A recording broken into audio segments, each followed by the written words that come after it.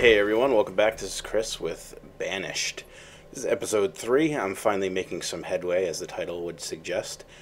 So I have, a pretty good town going right now, and I'll be adding more housing soon. I'll also add the church in this video. I'll have to put another cemetery down because people are dying quickly, but the birth rate is very high, and we're moving, we're making some progress.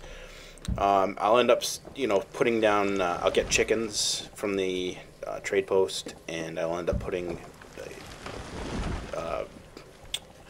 what do you call it? Chicken pens and herders, the people that take care of the animals. I don't have anything else. I didn't get any seeds yet because they're ridiculously priced. It's $2,500 for seeds, and I don't really produce enough yet in the city to make that kind of barter. It's really expensive. I probably could, but I'd really shoot myself in the foot to try to do it. But I just messing around with productions. As you can see, there's two foundations down at the bottom left of your screen, and those will be turning into wooden houses, and then right in that area I'll actually end up plopping a bunch more down. So you can see our health is high and our happiness is high. I'll also put a stone quarry in, and if I haven't already, I believe this is the video I do that, and pretty much just kind of slowly expand. I'd like to put a mine in for the iron, but we still got enough iron. After this collection, maybe we're getting kind of limited, but we could still go to the other land masses in the map and pull that sweet ore if we need to. But eventually, we're going to need to put in an ore mine. It's got to happen. But those facilities like the stone quarry and the ore, the mine, they take a lot of people to run efficiently. We just don't have the people right now. We're getting close, though. We're expanding quickly, and things are happening. So I expect probably within, maybe another couple hours of game, actual like real time playing, I could probably have enough to do that, to put a mine and the quarry and run those together, and make it a successful business. And then using that material, we could trade, and we can get different kinds of vegetable seeds, which the more is versified even a word? The more variety of food types we have, the more likely the health and happiness are to stay high. I feel like President Bush making up words, and I'm sorry, it makes me sound unintelligent, but I do have intelligence. I just choose not to show it all the time. Get a nice view here of the winter month or the winter season. A little snowy. I did have some interesting times with the log cutters, the ones that make the firewood, and I don't know if it was, maybe I was running out of trees and I just wasn't paying attention, but it seemed that the wood was going really fast, and that makes sense because we have way more people than we started with, and obviously they're going to use more wood to keep themselves warm during the winter months. I have two of those wood choppers stations going, and I set the rate of stall out much higher. It's like when you first put one down, it's once they get 200 units of firewood, then they'll stop producing until that goes down. Well, I set mine to either 500 or 600, so that way we have more of a reserve during the winter. So obviously, as you grow the population, you're going to need to consider those things. Food actually, it seems to be an oversupplied area of this right now for me, because I have those two fields, and I have like the hunter-gatherers, and also I'll be adding the chickens soon, and I think at the end of this I put in an orchard as well. So we're very good. We're self-sufficient. We don't need the outside help. We don't need to buy stone. We don't need to buy wood or firewood or meats or anything like that. I mean, we're producing more than we need, which is great because we'll just keep using, you know, with that steam built up, we can expand our town and still be comfortable with what we have logistically and what we have for food stores and stuff like that. Not a problem. But, you know, I'll just go through and talk some more at some specific points in the video. But I'm going to, you know, chop it down. I want to keep it under, you know, under 25 minutes or so. I don't want to suffer from too long didn't read, but it actually would be a video too long. Shut it off. All right, so let's move around and we'll see what we got. And, you know, we've got to the point where getting stone is becoming an issue, so I decided to plop down a stone quarry, and this is kind of a big move. It takes a lot of people to really run efficiently, like I said, and it takes up a lot of room, but you know, wood stone is like gold in this game, so it's to have a steady source of it is kind of a necessity right now. I did build bridges to other parts of the map, and I will continue building bridges to places that I don't have access to. And there is a funny spot where someone got across the water without a bridge and was stuck there until they starved. And I'll point that out when it happens. But we just want to make sure we have enough stone to go, and we want to make sure that we pre-bridge any landmass that we don't have access to. That way in the future, if we do run out of stone and we couldn't build a quarry or anything like that, then we'll still have the ability to go and get an emergency quantity that's maybe on the other side of the map. Not optimal, but it's better than having to buy it, waiting for a trader to come in, and they don't come that often, so it would be an issue. But yeah, I put down the quarry there, and I also put down a stock pile right next to it. That way they don't have to walk all the way back into town to get to drop off the materials. They can just drop them right outside the quarry, and then, you know, as people need them, they'll just go there and grab them, but they don't have to walk all the way. So that way they can get back into the mine, into the quarry or into the mine right away. They don't have to waste all that time walking across the map, because it is pretty far away from our central location where our main stock areas are.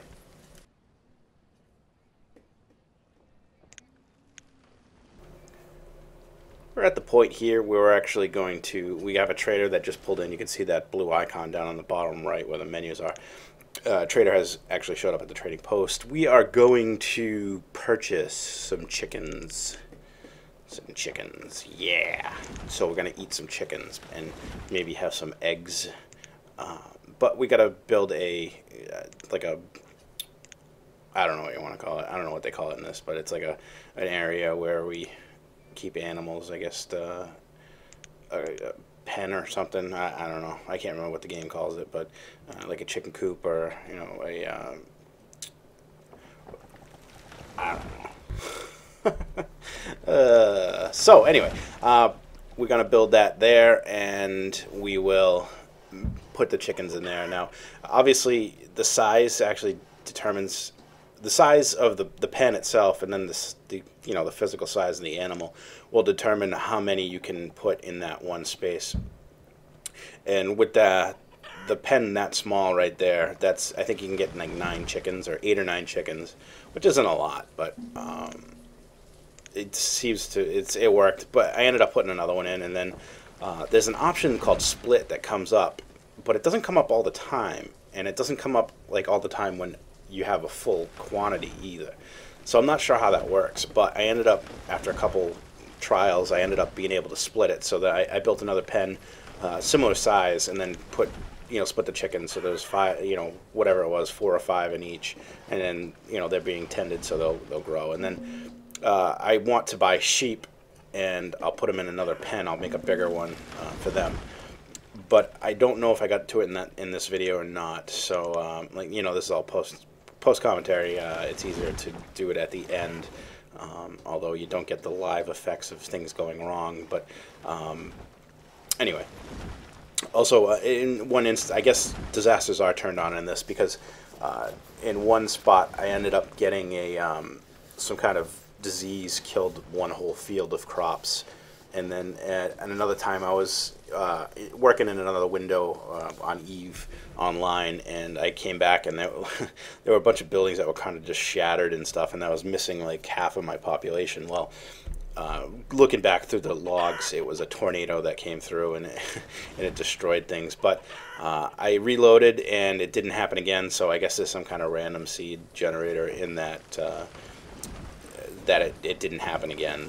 Or maybe, who knows, maybe it's being at a, and I wouldn't put it past some developers that if you're, keep this as a minimized window, or it's not an active window and you don't do anything for a while, then maybe disasters happen just to teach you a lesson. Not sure, but, I wouldn't doubt it. It reminds me of a game, I think it was Operation Flashpoint.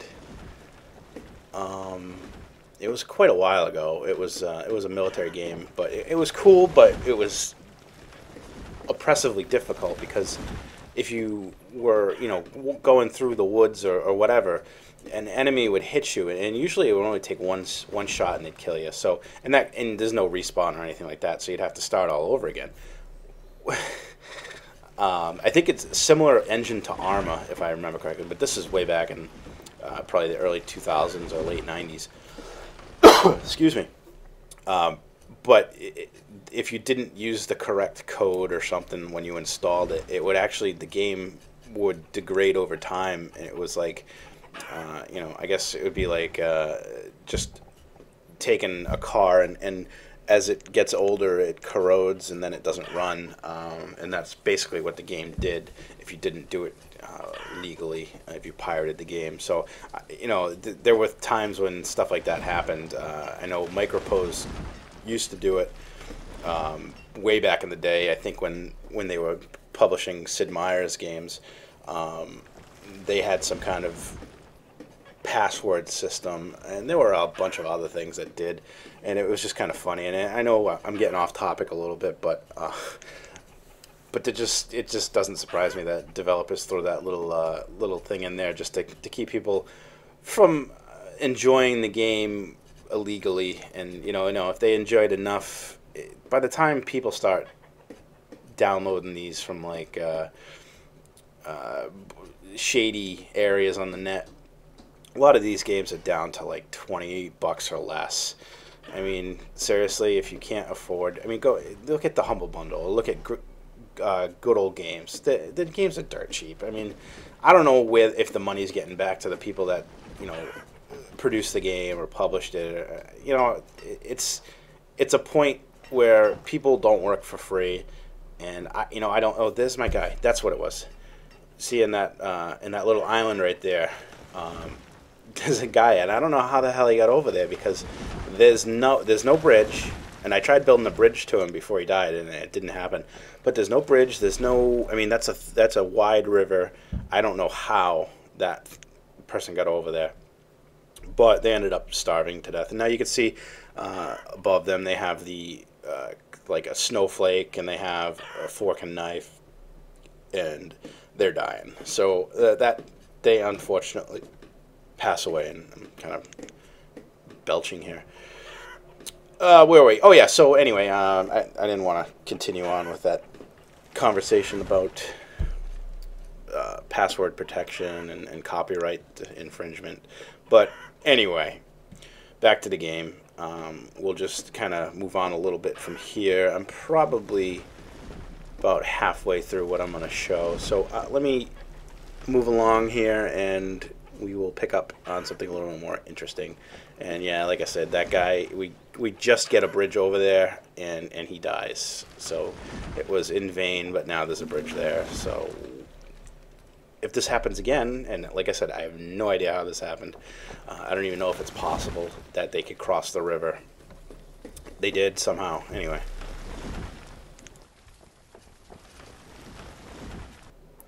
Here I am messing around with the pens. You can see there's chickens in one and not in the other. We'll eventually fix that. We'll split the chickens up, and we'll have some in each. But that's about it for that. We got a little orchard down there on the bottom right. That's a walnut orchard, so we can actually use walnuts as a form of barter, payment, trade, in that trade port because we're just kind of limited on what we can trade. Most of it's foodstuffs, but those don't really have a high value, so we could, you know, move thousands of them, and it won't help us out.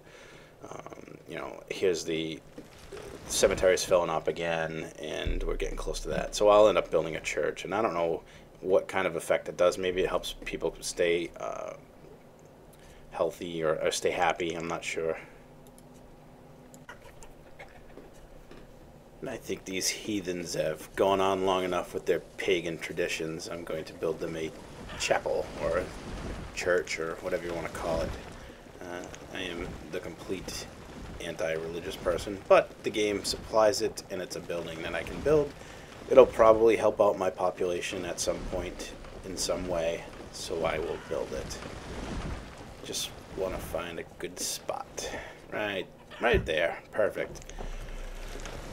So these people will, instead of doing their midnight seances where they sacrifice a virgin to the god of goats, they will worship a omnipotent being and become a monotheistic population. Yay. That means so much. Actually, I have no idea what that means in this game. So, you know what? I'm running out of buildings to build. I'm at the point where I think I built everything. I'm kind of hoping that maybe this game's not done and they're going to add more buildings or more challenges. I don't know. I can see that as the population gets bigger, it becomes more taxing on your resource pool, farming, wood, etc., etc., etc. So maybe that's where the challenge comes in. As you can see, I plopped a whole bunch of houses down, and right now I'm just actually changing the roads to stone. The people travel even faster on stone than they do on the dirt road. It actually used a lot more stone than I wanted, or that I thought, but since we have that quarry, it's not really a huge issue. We are nearing the end of the video, and here I am trading for sheep. So I will get some sheep, and I will make a pen that can contain them, or a corral, or the things that I can't think of what they really are called in the game, unfortunately. I'm brain dead on a Friday after 55 hours of work. Well, I actually had Thursday off, but anyway, I digress. So we're going to set up that pen, and that's pretty much what we're going to do for the rest of the video.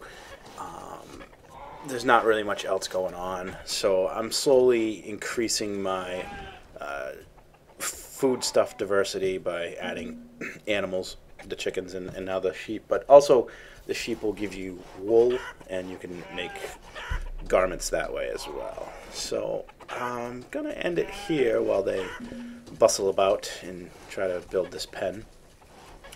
And hopefully that you will find this video interesting and have checked out my other videos and continue to follow me by subscribing to my channel. If you are an EVE Online fan, I also have a blog, which I'll put a link in the description. It's mostly industrial focused. I've got a bunch of articles up, and you know, getting a couple hundred hits a day right now, and I tend to grow that by leaps and bounds. So I'd appreciate it if you check it out. Like I said, I'll put the link in the description. Also, if you enjoy this video, or it looks like you might enjoy the game, I picked it up, I think it was 20 bucks on Steam.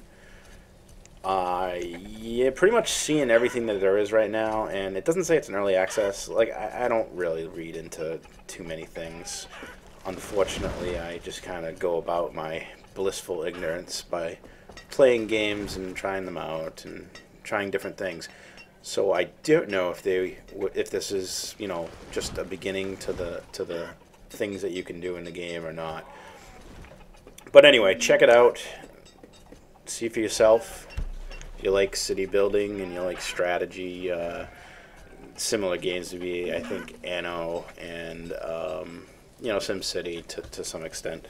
So if you like those games, you might like this one. Check it out. Check out my other stuff. Like, subscribe, comment. Thanks for watching.